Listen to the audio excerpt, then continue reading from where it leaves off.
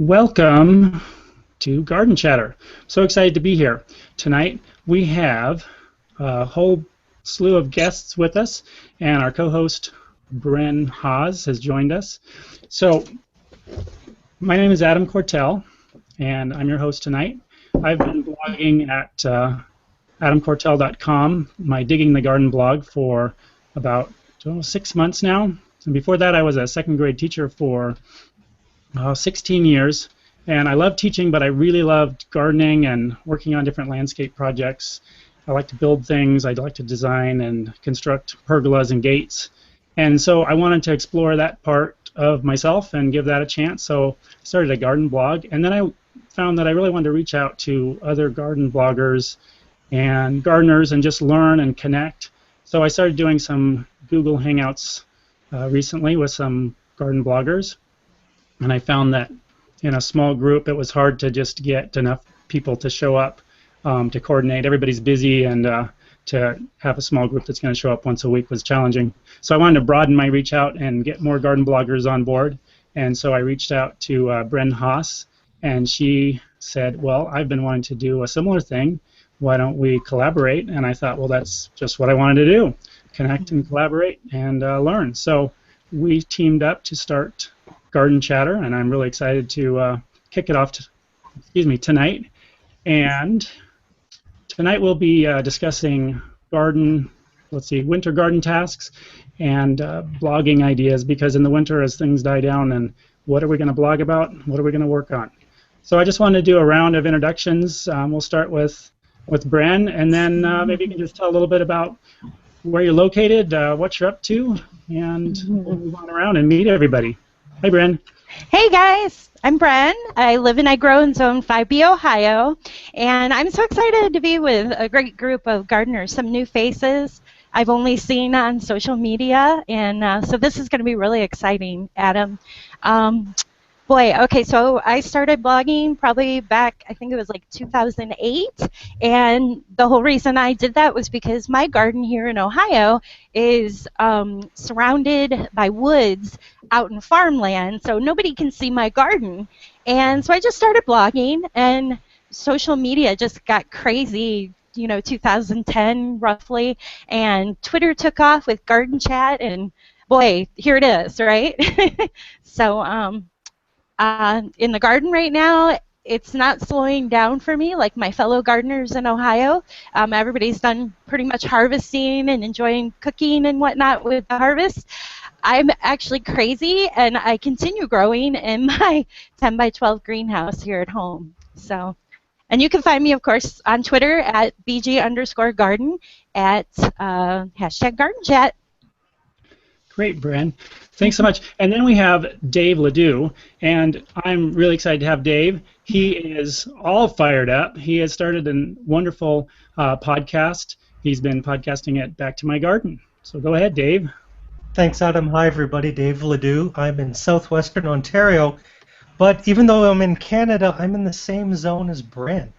So don't think because I'm in Canada we were in igloos and we got electricity in 1989. It's the exact same zone as Bren.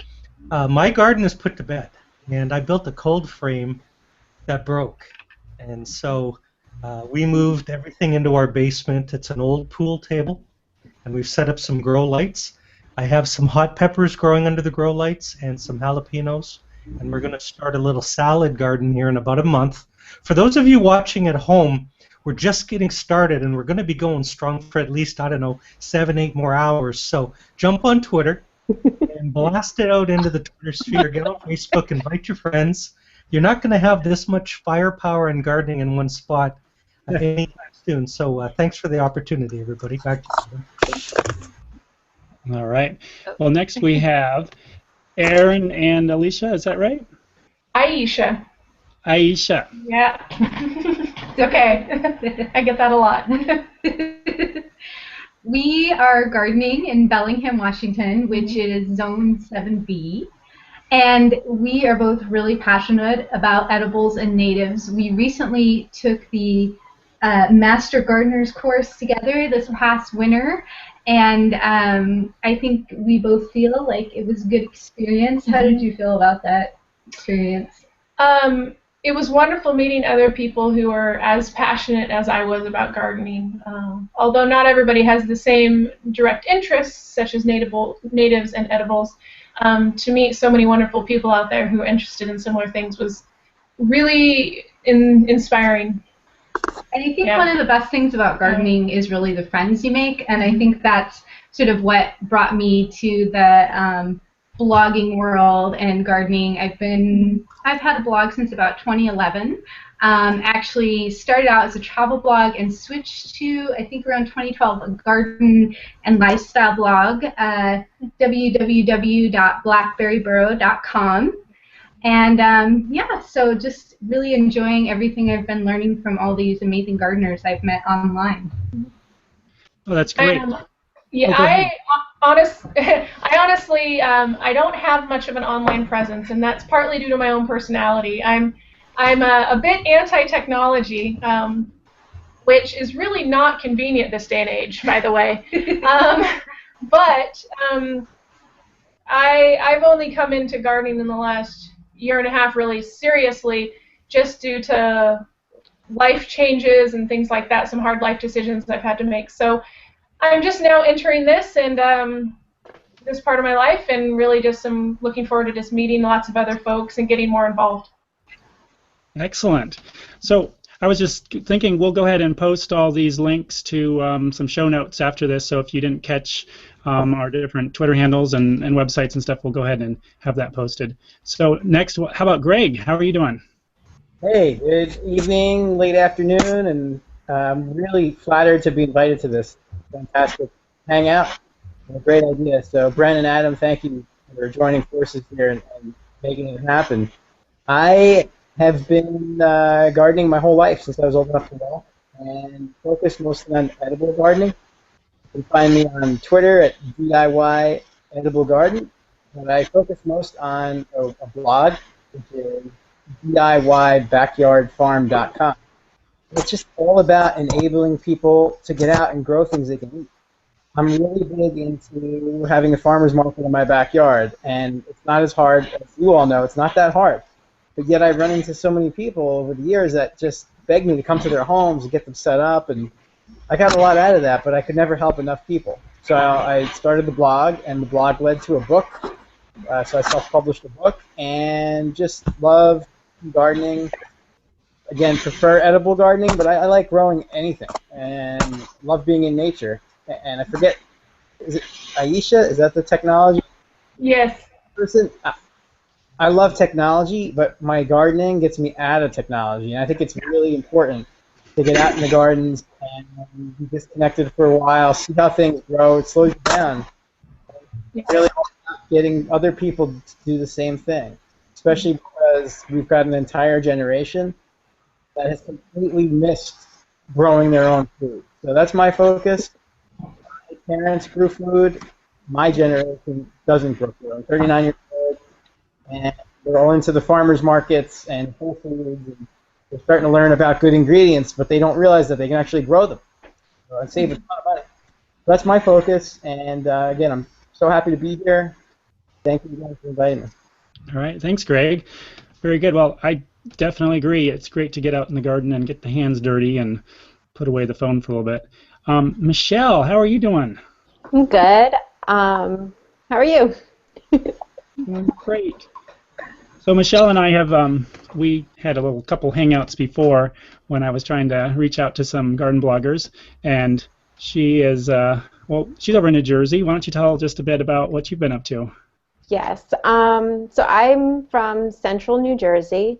I started gardening about 2 to 3 years ago on my own, but I grew up with grandparents that gardened and family that gardened, so I was always in the garden. I'm primarily interested in edibles, although I do, like Greg, would grow pretty much anything because it's the fun of seeing all your hard work kind of come to life, I think, for me.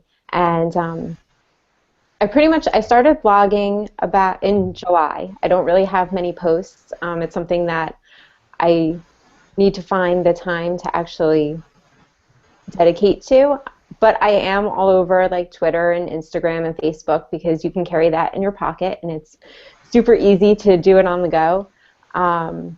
And my Twitter handle is behavingbadly. And I just wanted to meet up with other gardeners and kind of glean as much information from them as possible and connect and just have a good time doing it. So I'm honored to be here with you all.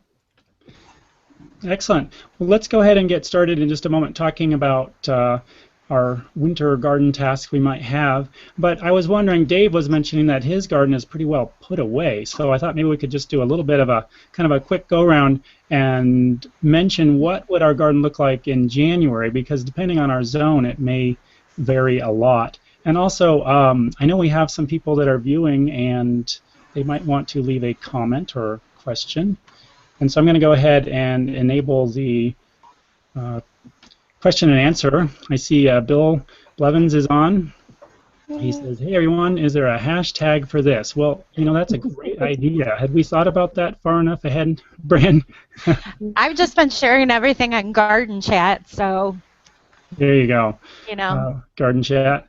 Yeah. Maybe we can come up with a special one for this for next time. But in any event, if you're new to Google Hangouts on Air and you wanted to leave a comment, you should see up in the top right corner a little box with kind of a grid. If you click that, that should give you the opportunity to type in a comment. So go ahead and do that, and we'll see what you can do. So why don't I just start off with, for me, January 1st, my garden is there's probably not going to be any snow.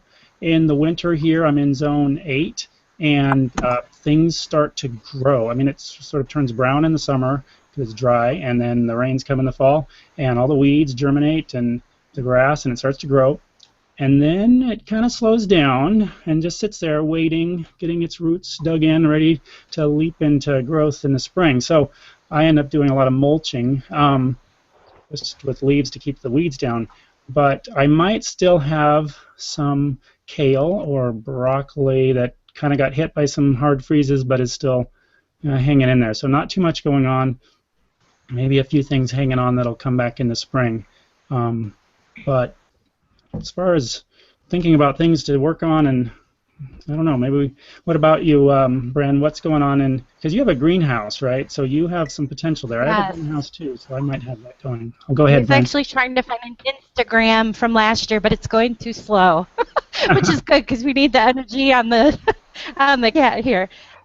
Anyways, well, so I'm in 5B, and boy, despite what we had last year, because that was like an epic, crazy, hard winter in Ohio, for the, since I had the greenhouse in 2008, I think is when we started that. Come January, my raised beds were just starting to get frozen, getting really hard where I couldn't, mess with the soil, which you don't want to anyways, right? But, you get anxious. The first of the year, I can't wait to garden. That just doesn't happen, though. You just got to hold out, because here you've got to wait all the way till pretty much the end of March before that soil starts loosening up. So we usually have at least probably an inch of snow. I don't get so much the lake effect here where we're totally covered, which can be a bad thing because lately, January and February, we've had such bitter, negative degrees for a length of time, and that really hit a lot of things last year, like the roses and things like that. But I would encourage people to look into maybe getting a hoop house or a greenhouse, or this year for the first time I'm trying a little hoop over a couple of my raised beds, just to keep things going. Very good, Dave. So you have your podcast going, and I'm wondering, are you going south? Are you going to South America and Africa for podcasting in the winter, or what's going on in your garden, or what are you up to this winter? We do take off for Florida in February, and I built up a nice reserve of podcast interviews. So I've got into time. So if you hear in January podcasts them talking about their garden, it's because we recorded it in September and October. 2 yards of compost into my raised beds. And even I was scratching because it looked like a big, ridiculous mound. But it's been so wet in October, and it's just breaking down nicely. In January, there'll be 3 feet of snow in the beds. And that doesn't mean we're not gardening. Our basement, we've set up the pool table. We got the grow lights. I plan to grow hot peppers all winter. And now we're going to get the salad garden going, as we call it. And that's just one giant experiment. All kinds of stuff can go horribly wrong. But by February, March, we got the seedlings going. We're starting to think about tomatoes.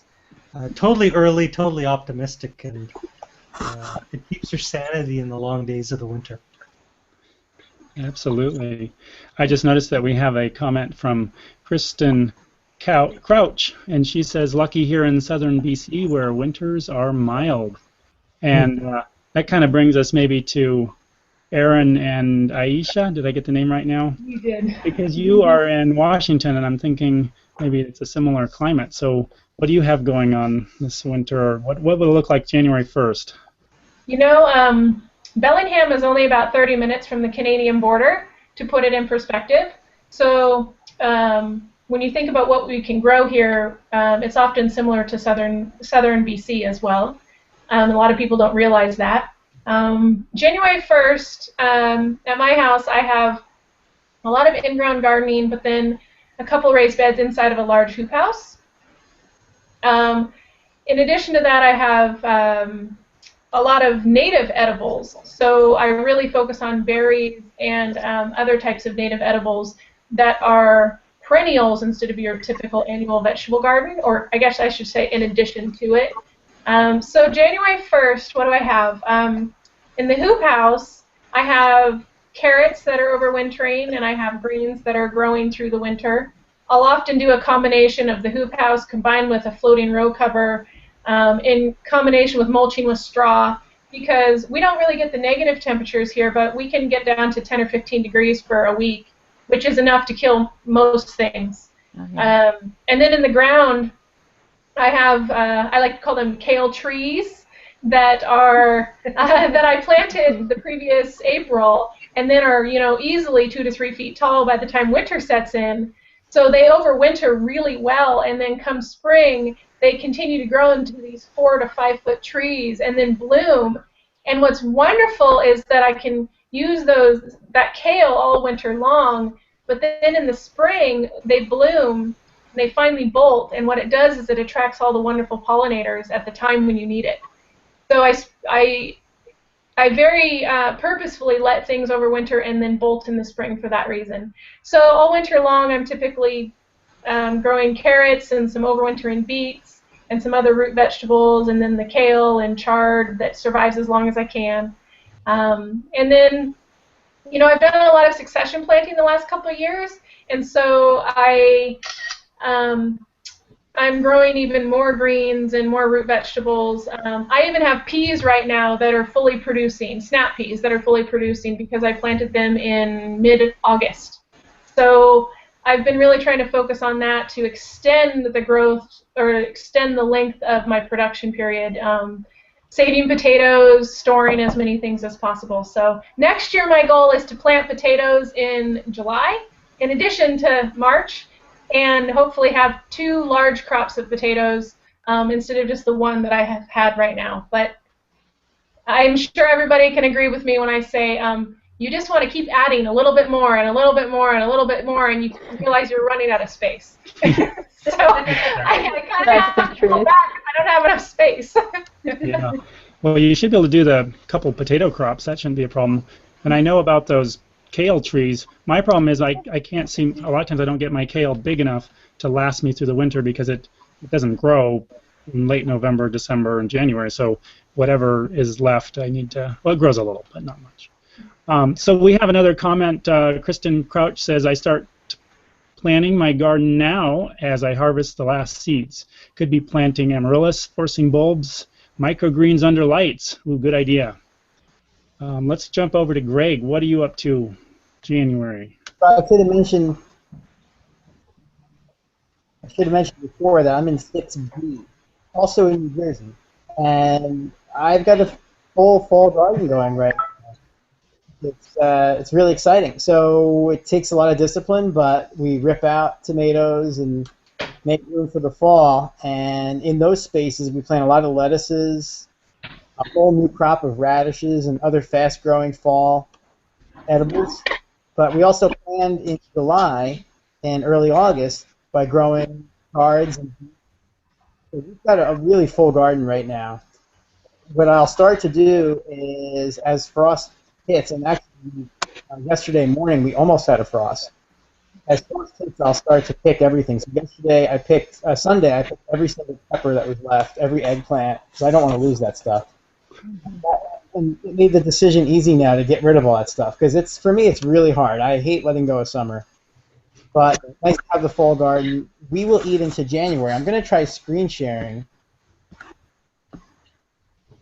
You all see that? Not No. yet, Greg. No. All right. Okay.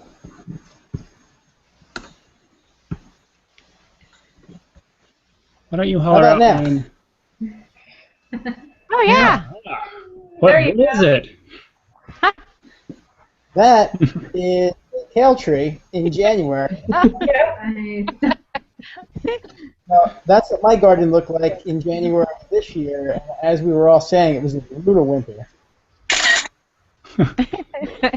Very good. Thanks for sharing that, Greg. The Yeah. frozen kale tree. So that was my frozen kale tree. Now, believe it or not, kale is so hardy. It lasted through all that. It was amazing that we were eating a Tuscan bean soup in January after having a week of very sub-freezing temperatures. We were in the teens for a week in early January. So, I keep memories like that alive. And the other thing that we'll start to do as a family is break out the seed catalogs. They start coming in late November, early December, and we'll draw out our gardens. Because as Dave was saying, it's some way to survive the winter and get excited about the fact that someday, somehow, things will grow again.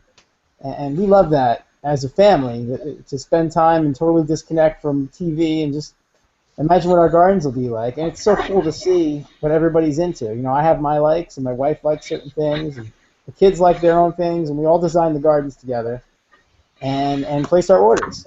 That gets us all pumped up. And we planted garlic 2 weeks ago, so we've got a boatload of garlic. We can never grow enough of that, because as the neighbors find out that you actually can grow garlic, the next thing they do is they ask you for some. So they find out you have to plant in October, and because it's too late, then they say, well, can I have some of yours? So I always grow more than I need. So lots going on in the garden. All right, thanks, Greg. Michelle, what do you have going on in January? Do you have a few things, or? Well, in January of last year, I had nothing. So this year, I'm going to try something new. I think it's called overwintering seeds, where you plant them in containers with lids, clear lids, and you leave them out in the cold all winter long, and then come spring, they germinate. So I tried growing seeds in, I think it was February, March, April here on my dining room table, and had an epic fail. So I'm not going to do that again. I didn't have grow lights. I had these tall, spindly things, put them out on a day where it was windy. Their poor little spines cracked, and that was the end of them. So this year I'm going to try the overwintering, and then I have kale growing in containers, and I'm going to kind of protect them by putting them around the house and see how they do, and hopefully we'll have kale all winter long. And that's pretty much it. I have carrots that are in the garden now. They're tiny, so I'm going to try to overwinter those too. And beets and garlic, and that's pretty much it. But it was definitely a learning experience last season. So it's amazing how much you learn from one season to another. To change your plans last January, I would have never thought of doing this. So, Very good. big changes. I have a question. I'm just curious if anybody's tried this. I'm trying for the first time this fall to plant onion seeds, specifically long day onion seeds, to see if I can get them to grow over winter like you would garlic, which I've done successfully for a long time. Does anyone have any success or stories with trying to grow onions through the winter? any kind of onion. Accidental success. Yeah, I found when I did the onion sets that they tended to bolt really quickly in the spring. And then when I planted, at least in the spring, when I planted the onions by seed, they did really well. I was really amazed. So I mostly want to go by seed. And so I was thinking a little bit the same as you, wondering if I could plant the seeds sometime in the fall and then have them over winter. So I'm not sure, but it sounds like a good idea. I think you have to pick the particular type of onion carefully. That can handle colder temperatures as well as the long or short day variety depending on where you live. So anyway, I have my fingers crossed. Sounds like a good idea. I have Walla Walla and Red Zeppelin from this summer. Some of them went to seed, and I noticed in the garden right now I have little tiny scallion-looking things popping up. So I'm assuming that's from them. So I'll let you know how it goes. Yeah, we'll have to see how they turn out. Well, thanks for sharing. I was thinking, Bren, maybe you could do a little bit of a recap, because last night was garden chat, and you were discussing winter garden tasks that people were doing, and then we could move into talking about what can we blog about in the winter, and maybe just share some ideas and just pop back and forth, however the conversation flows. Bren, did you have any thoughts about maybe just what you saw popping up in the Twitter feed yesterday at Garden Chat? Is Bren there, or did she mute out? I don't know where she went. Yeah. That's all right, then. We'll move on. So I was just wondering if anyone wants to share some of the things that they're up to in the next, I don't know, few weeks or months, some garden tasks, and then what might we be blogging about for garden bloggers out there? What are some topics that could be coming up? I was thinking that I might be spending a little bit more time explaining how to build different things. I know I have a fence I need to rebuild, and I've got some raised beds to put in, and as long as it doesn't snow much, I can continue to work outside. And so I might shift a little bit more to kind of DIY how-to blogging topics, as I can't really do as much with the plants. So I don't know if anyone else has that idea or some other ideas that we could kick around. Anyone want to jump in? Sorry. Go ahead. Go ahead. Ladies first. Okay, so what I was thinking about is during the summer I work part-time at a nursery, and I was thinking all summer long people come in and they say, I want a plant that flowers, or I want a shrub that flowers. Okay, and you have to go through all of the questions of, you know, do you want something for sun or something for shade or something for part sun, and how tall do you want it to be, and all these different things. So I was thinking during the winter about blogging mostly about all the questions that I'm asked and kind of giving the answers that I would normally give the customers to my readers. That's a great idea. Absolutely. Bren, I lost you for a moment. Yeah, sorry. I was just wondering if you had any thoughts about some of the ideas that came up in Garden Chat last night as you looked through the Twitter feed. Okay. I missed a lot of it. I had to go and pick up my daughters and start dinner. So, Sure. Yeah. Okay, what was the question again? Well, I guess I was just thinking about what kind of fall and winter tasks were people coming up with, or maybe how that could tie into some ideas about blogging and what we could be doing for blogging. Right. Well, it's kind of interesting because there's so many different zones that share. You know, hot topics were. I guess there's a trend in selling cover crops. Like, I didn't even know this. Like one of the plant providers actually sells starter plants of cover plants and seeds. One of the companies sold out of seeds for cover crops, which is kind of cool. I'm not a master gardener. I'm just starting to learn a little about cover crops. So it'd be kind of neat to, you know, have some of those bloggers who are familiar with that to share more about that experience. Boy, and manure, a lot is kind of cool. A lot of interaction online. I'm always telling people, reach out to your FFA, reach out to farmers. They've always got tons of poop to get rid of, and and that's always a fun, early winter project, to spread that on your beds. And but it was just kind of neat to see more people engaging about the idea of actually putting manure on their crops or on their gardens, compared to what I'd seen in years past. You didn't really hear that. It was more using things you purchase at stores that had the manure in them and things like that. So that was kind of cool. Yeah. I just wanted to mention, Bren, that I'm glad you brought up the topic of cover crops, because I think we oftentimes in the winter think that the garden's done, but the winter is one of the most important times to dedicate towards soil health, and that we really have to mimic nature in the winter to do what a natural forest or a naturalist setting would do. And so cover crops are so beneficial in so many ways, that they're really something, I think, that deserve more of a focus. Totally. Yeah. I'd love to read more, especially from people like you who actually do that. I think I do that already, kind of. I mean, because I pull the tomato plants out and things like that, but then I just leave pepper plants and broccoli and things like that in there and just cover it with manure and leaves. So I don't know if I'm on the right track there, but it works. So I think they call that active mulching, where you just okay. And you cover it. Yeah.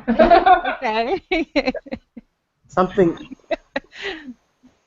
Something I've done this year is take all my leftover seeds from nitrogen, things that are going to pull nitrogen into the soil, the peas. I had a lot of snap pea seeds, so I know I'm not going to get snap peas, but I threw a whole bunch in the ground a couple of weeks ago.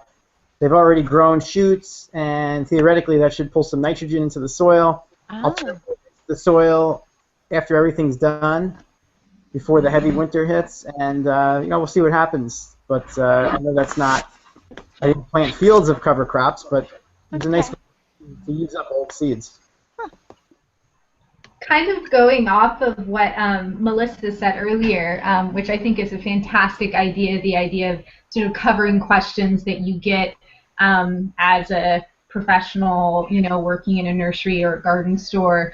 One question that I get asked a lot is, how do I take care of my tools? How do I sharpen my pruners? And I would love to see some posts on that. I've actually sat down with customers in the store before, women who are like, oh, I'm not sure if I can do this. And I think it would be kind of empowering to see some sort of tool care sort of posts to sort of, let people know that to be honest, I always thought that in the back of my mind, that my tools just sort of would slowly die. I didn't know much about tool care, and I've sort of been learning it as I go along, and my tools are lasting a lot longer, and I'm sort of enjoying that. So that's one thought, that, in the winter, you're indoors a lot, something to take care of. Yeah, I've noticed that as I get older, I don't want to go out and buy yet another rake. Maybe when you're younger, it's like, oh, get a rake, and then you'll get I don't know. But after a couple of them, it's like, this one needs to last. I don't want this to. Yeah, absolutely. And if you're in a position to be able to afford a good quality pair of any kind of tool, really, a good quality pair, it's worth it, because I don't know about anybody else, but I have such a frustration from something that is just so poorly made that it doesn't last very long, and then you have to go out and buy a new one. So if you're in the position where you can afford to buy a nicer quality one, it's really worth it. If you're committed to taking care of it, it really does pay off. Sure. Very good. Yeah, I'm still looking to purchase a really nice digging fork. Mine are I had two that were falling apart. We had a comment from Kristen. She said, I blog about our Seedy Saturday in February as we trade seeds, buy new plants, and listen to garden speakers. I will also be planting some perennials in the greenhouse, such as poppy, columbine, trying to grow ginger this year. So those might be some things that she's blogging about. Those are some great ideas. Anyone else want to jump in? Yeah, well, aside from listening to Dave's podcast and maybe putting those into text, no, I'm just kidding, Dave. I like to do product reviews. So last winter, product reviews got me through. I got some tools from, well, actually talking about heirloom tools, I got a great tool from these people in Idaho that make a tool called the HOEDOG, H-O-E-D-O-G. And it's a digging tool. It's a hand tool. The best tool I've ever owned. I don't own anything in the company, and I don't make any money from anything people buy. There's no affiliate link. It's the best tool I've ever owned. You wash it off, it looks like it just came out of the package. And the family stands behind it. There's an unconditional lifetime guarantee. It's amazing. But I did a product review on that, and it went well. I got a lot of feedback, a lot of hits. So I started doing some other product reviews on various tools. And it's fun to do in the winter because, like everybody's saying, there's just not a lot of content until you start to think about it. What can I really write about? And, you know, it's out there, and people are interested, especially around tools and things that they don't necessarily have to go out in the cold to do. People love to shop, so tell them about something cool, get them excited. Sounds like a good idea. I just wanted to jump in with Bill left a comment. He said, regarding sharpening tools, go to your local salon and ask what day their sharpener visits, usually every month, and he will gladly sharpen your garden tools that day too. Well, that's a good idea. Yeah. In case That's a thumbs up for that one. I would have never thought that. Yeah. The ninja trick, go to the salon. Really good. You know, talking about topics in the wintertime, I always have a great time looking at other people's shares from garden shows and garden events that go on across the country. Even if you can't attend them, it's really cool to see what top landscapers are doing at the shows and, you know, the product providers, what they're sharing. And also stopping in at local IGCs, your independent garden centers, if they're open. Sometimes even if they're not open and they're just planting in January, they'll let you come in and they're excited to, hey, here, start putting some plug trays together, you know. But it's great to learn and find out the inside scoop on what's going to be new, and you know, once summer comes along. That's a good idea. I was also just thinking about maybe doing some book reviews in the winter would be a good one. Totally. So product reviews, book reviews, and I think I'm going to make it. There's a class coming up with our local master gardeners. It's a whole day seminar. They have a couple, like 2 sessions, and you get to choose different courses. And so maybe taking a course or just learning and then sharing that on a blog would be something to do in the winter as well. Mm-hmm. Adam, you mentioned book reviews. I have to do a shout out to Nikki Jabour's book. She literally wrote the book on winter gardening, year-round gardener. I had devastation in my fall garden. I've grown a lot of big sunflowers. And the blue jays have devastated my fothergills, eaten them every seed out of the heads.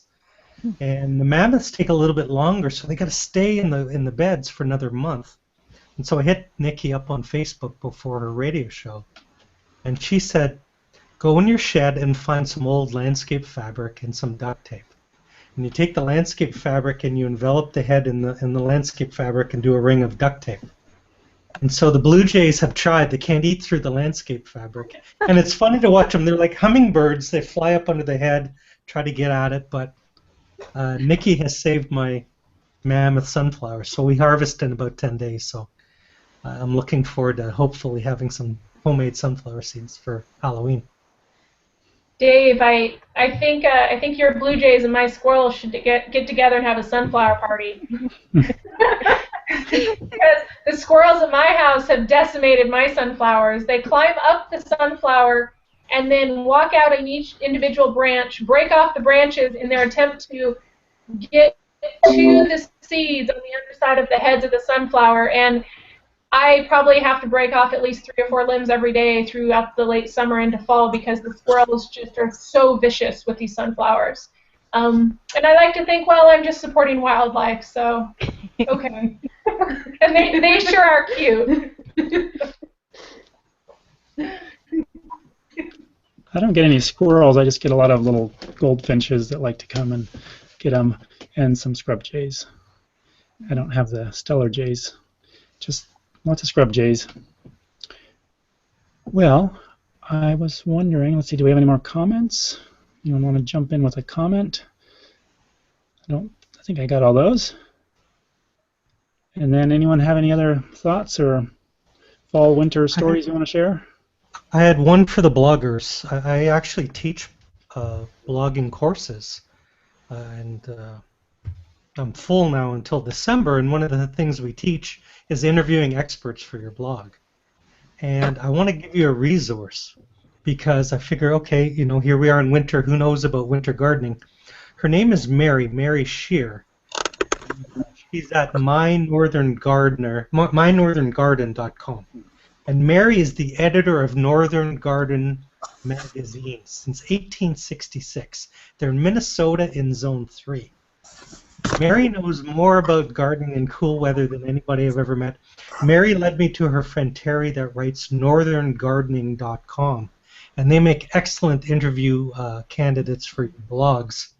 And then she led me to Rhonda Hayes at thegardenbuzz.com. So these three ladies know so much about winter gardening that they make excellent interviews if you want to interview them for your blogs. Well, that's a great idea. There's probably a few other interviews that could be done in the winter as well, so that's a good tactic that we could go with. Well, if no one has any more thoughts on what we could be blogging about, oh wait, I see a finger.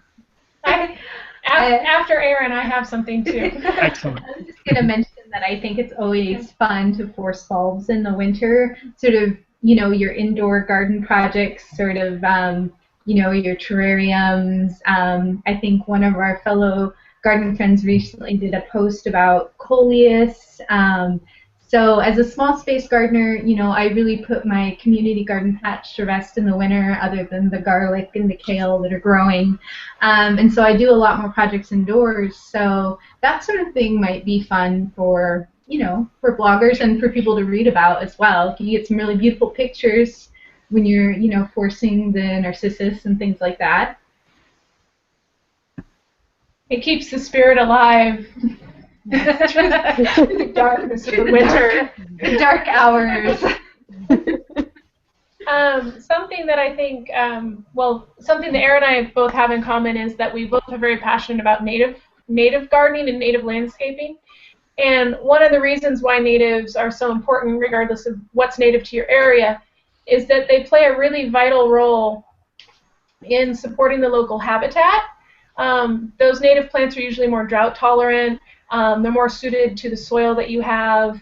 But they also support the native habitat in that the specific berries and nuts and foliage and growing patterns and blooming periods, they all support the local pollinators and the birds that live in your area and things like that. And so during the winter, I think a really good thing to maybe blog about and think about is how to support the native habitat in your area by doing some things that may or may not already be in your garden, such as building or getting bird baths to support the birds so that they stay around your area. Whether you feed them artificial food or whether they have enough food in your space doesn't really matter, but creating bird baths to attract them to stay in your area.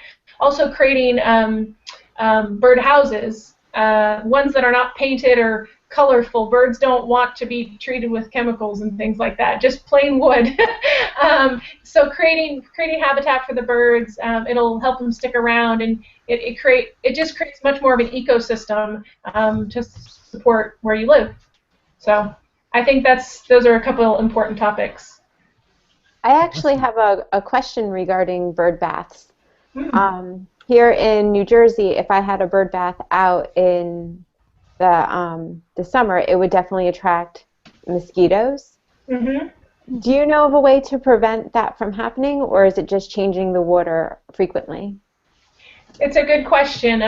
It is very important to change the water frequently. So that's the most important thing you can do preventatively. I've heard some people doing things like putting mosquito ducts. What Is is that what it? you're thinking of? I know that most of the places I've worked, we sell a product. They're called mosquito dunks, and they have Bacillus thuringiensis in it. Excuse me if I'm pronouncing it wrong. And it's meant to basically keep the mosquitoes out of the water in a more sustainable fashion. Yeah. But I haven't used them myself, so I can't really speak to their efficacy. Yeah, and that would be something to look further into. I'm just personally in the process of creating a bird bath myself, so I haven't experienced that challenge yet. But something else to keep in mind with bird baths is, you want them to be shallow. Birds don't want it to be deep. In the wintertime, in a lot of cold places, people will prevent the water in bird baths from freezing by, I think there are even these little heaters you can get. You can get for a warmer. For a warmer. Other people do more homemade type things, but I think that's a good topic to blog about, how to make a bird bath effective for what will actually serve birds properly and not create additional problems like mosquitoes and other things that you don't want. So. Cool, thank you. Yeah. Our local soil and conservation center in Wood County here, they actually used to give those mosquito dunks, I think they're called. I'm not sure what's in them, but they would give those out to people because, like, we live in the Black Swamp here in Ohio, where I'm at. But I have found I water from the well the bird bath, and that helps. I never usually have any mosquitoes in there because it just moves so much, so. Those are great ideas. I was thinking about also like microgreens. I don't grow microgreens, but I would love to learn about how to get those, set and just the best place to get seeds and different things.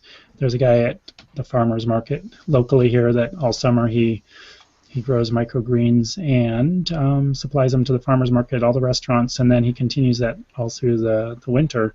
And so I'm wondering if maybe I need to go interview him and get some tips on microgreens, because maybe we can.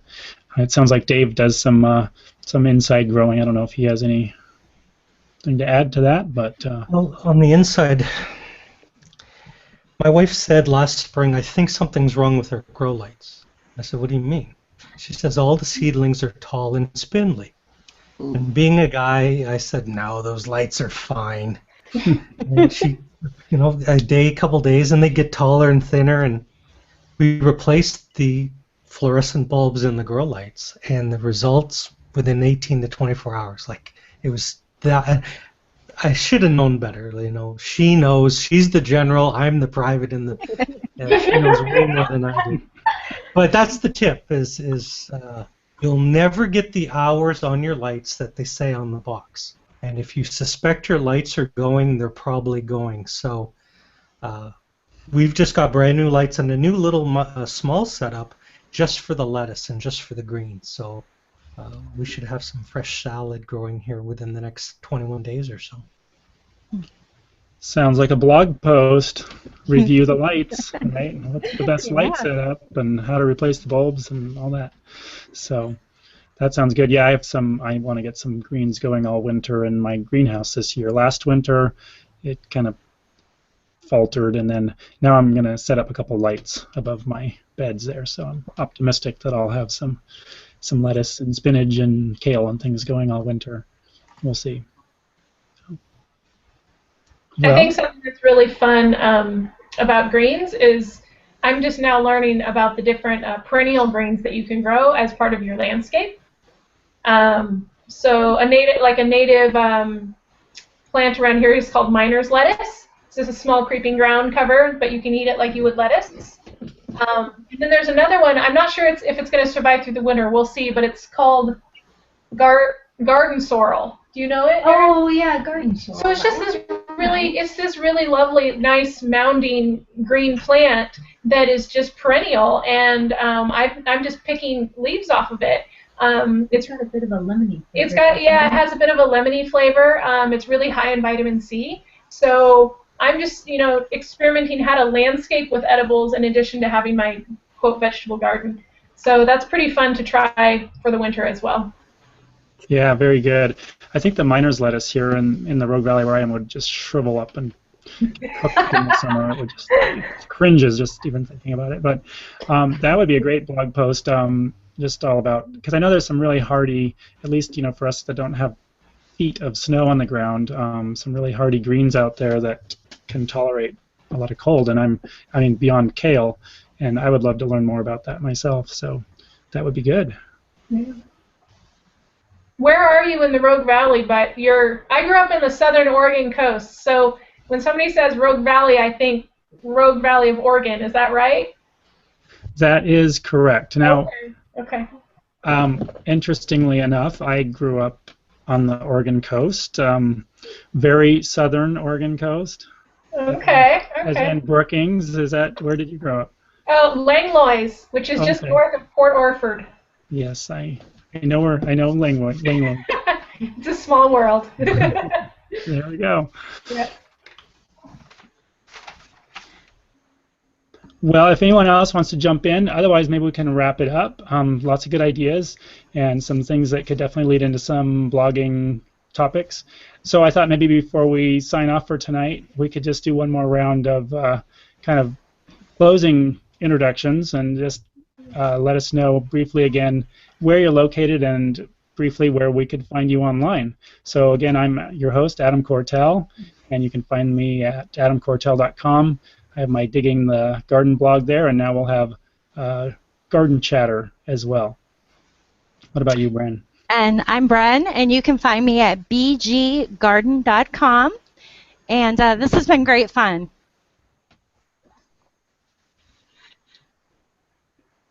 Dave, you want to jump in there? Sure. Dave Ledoux, backtomygarden.com, rocking the podcast with awesome gardeners 3 days a week. Noticed in the questions from Bill Blevins, Bill and his wife Tracy have an incredible site at plantsmap.com. Just recently interviewed them, and they're the first people in the world to create the web pages for your plants. So if you ever wanted your garden to have its own internet website, go to plantsmap.com. Adam, thanks for the opportunity. I put a little free report for all the viewers out there on the 5 tools I use to grow 22 kinds of tomatoes this season, and that is at backtomygarden.com/free report. If you want to grab that, it's totally free on my site. And thanks for the opportunity. It's been a blast. All right. Thanks so much, Dave. It's great to have you. And if you haven't checked out Dave's podcast yet, you got to get on there and check it out. It's a lot of fun. I haven't listened to all of them. I need to find some time to listen back. He moves pretty fast, though, so you got to keep on it. You were awesome on it, Adam. Everyone should listen to Adam and Erin's interviews. Absolutely. So check it out. What about Erin and Aisha? Hey, so I think we were supposed to say we were gardening in Bellingham, right? Yeah. And let's see what else. Oh, my blog is www.blackberryburrow.com.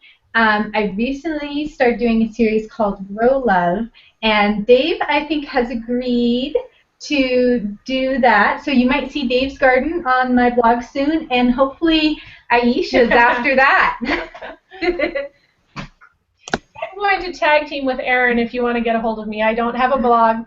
Like I said, I try to spend less time with technology than more, so it doesn't come naturally for me to want to. In my old career, I used to, and I think that's part of the reason that I don't.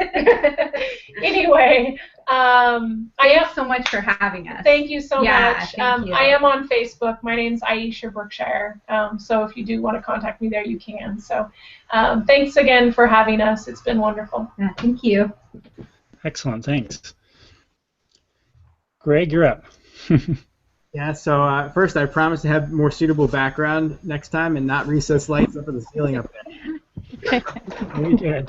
I apologize for that, but I'm easy to find, DIYBackyardFarm.com, and on there are all the links to Facebook, Twitter, and my book, and you name it. I also get to blog for Grit Magazine, which is really a privilege. I've always loved that magazine, and reached out to them not that long ago and was invited to be a blogger for them. So it's been exciting. I've only had one post so far. It's a really relatively new development. But you'll follow my website, or if you will follow my website and blog, you'll see that it's all about my garden, things I'm learning. I've been gardening for 38 years, and every day there's something new, which is so cool. And I share that with people in hopes to inspire, connect, and help out. So thanks again for inviting me today. All right, thanks, Greg. Great to have you here. Okay, so I'm Michelle. You can find me at www.behavingbadly.com. And Behavin' Badly is my handle for Twitter, Instagram, Facebook, everything. So you can find me there. And this has definitely been an honor. You got some great garden bloggers, and it's awesome. So I'm very excited to be a part of this. Thank you. Thank you, guys. All right. Well, thank you all so much for being on here. It's really fun to connect. So we'll be definitely sharing all the notes about how to reach everyone here. And Dave, we'll try to find those cold, let's see, what do we have? Northern gardeners, I guess we could call them, winter gardener experts, to contact them. So anyway, thank you so much for joining our first episode of Garden Chatter. And we'll go ahead and we'll catch you next time. Thanks. Thank you. Thank you. Happy gardening, everyone! And yeah, good night.